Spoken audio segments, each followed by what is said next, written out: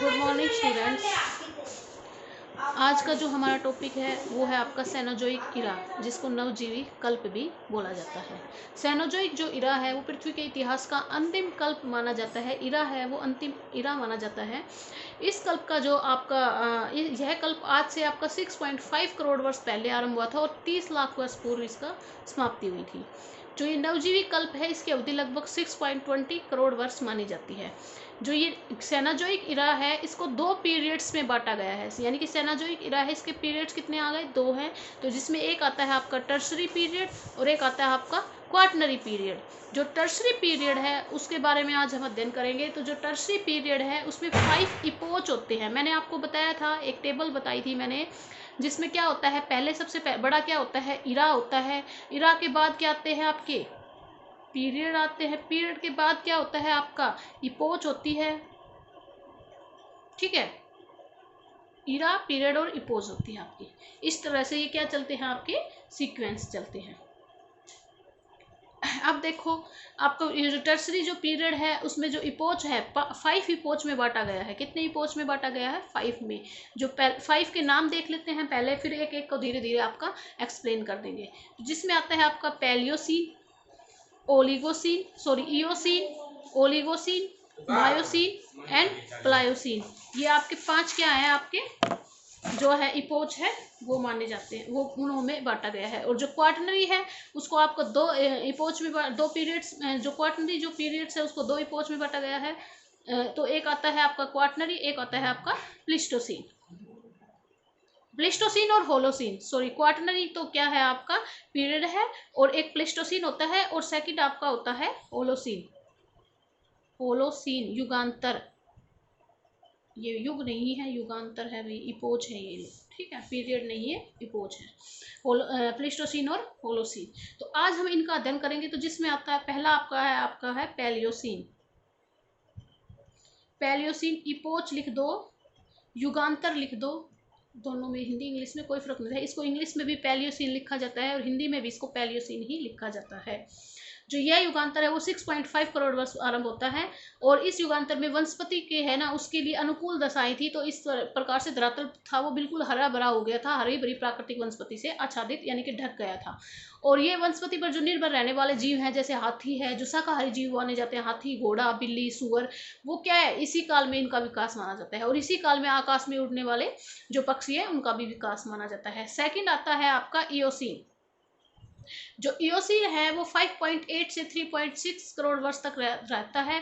और इओसीन जो युग है ना, इसी में ही आपका हिंद महासागर और जो अटलांटिक महासागर है ना उसका विकास होता है, यानी कि वो बनते हैं, उनका उदय होता है, पैसिफिक से अलग होकर वो बनते हैं। इसी युग में जो भूपटल है उस पर अनेक ज्वालामुखी प्रवाह होता है, और जिससे लावा का जमाव बन जाता है। और इसी युग में कछुए का, बंदर का और मगरमच्छ का यानी कि मगरमच्छ की उत्पत्ति होती है। इस युग में जो रेंगने वाले जीव है ना उनका विनाश हो जाता है। जो हम अब तक पढ़ने आ रहे थे कि रेंगने वाले जीवों का विकास होता है वो इस युग में आपके समाप्त हो जाते हैं। हिमालय जो श्रेणी है उसकी जो उत्पत्ति है ना उसका पहला चरण भी इओसीन काल में ही माना जाता है। हालांकि विकास तो देखो, जो हमारा वृत्त हिमालय है, हिमालय के 3 पार्ट है, जिसको बोलते हैं ग्रेट हिमालय, लेजर हिमालय और आपका शिवालिक होता है। तो जो ग्रेट हिमालय है वो आपका ओलिगोसीन में उत्पत्ति हुई थी। मायोसीन में जो लेजर हिमालय है, मध्य हिमालय, उसकी उत्पत्ति हुई थी। और प्लायोसीन में शिवालिक की उत्पत्ति हुई थी। ये आपका हिमालय का डिवाइड आगे जो अगर डीपली हम जब अध्ययन करते हैं उसमें होता है। लेकिन अगर ये पूछे कि भाई आरंभ कब हुआ था, तो वो इओसीन में आरंभ हो चुका था, उनकी उत्पत्ति आरंभ हो चुकी थी। उसके बाद आता है आपका ओलिगोसीन। ओलिगोसीन में जो अधिकांश क्षेत्र है उसकी जलवायु गर्म थी, और कुछ क्षेत्रों में जलवायु बहुत अधिक, यानी कि गर्म भी थी और बहुत अधिक ठंडी भी थी। दो अलग अलग क्षेत्र थे, दो क्षेत्र मानो, तो एक में गर्म और एक में आपकी ठंडी। ठंडी जलवायु वाले क्षेत्र है उसमें वन नष्ट हो गए थे, और उसकी जगह जो घास थी वो आ गई थी। आपका घासों का तेजी से विकास हो गया था। जो घास पर जीवित रहने वाले जो स्तनधारी जीव थे ना, उनकी जब घास अधिक हो गई थी तो जो स्तनधारी जीव है उनका तेजी से विकास हो गया था। इसी युग में जो आल्प्स पर्वत है उसके निर्माण की प्रक्रिया आपकी आरंभ हो गई थी। उसके बाद आता है आपका मायोसीन जो युगांतर है। मायोसीन जो इपोच है आपका, इस इपोच में जो व्हेल और जो शार्क मछली थी उनका विकास माना जाता है, और बंदरों का नया रूप सामने आता है। आपका हिमालय हुआ, रॉकीज हुआ, एंडीज हुआ, आल्प्स पर्वत हुआ, इन सब का जो उत्थान है वो इस युग में होता है।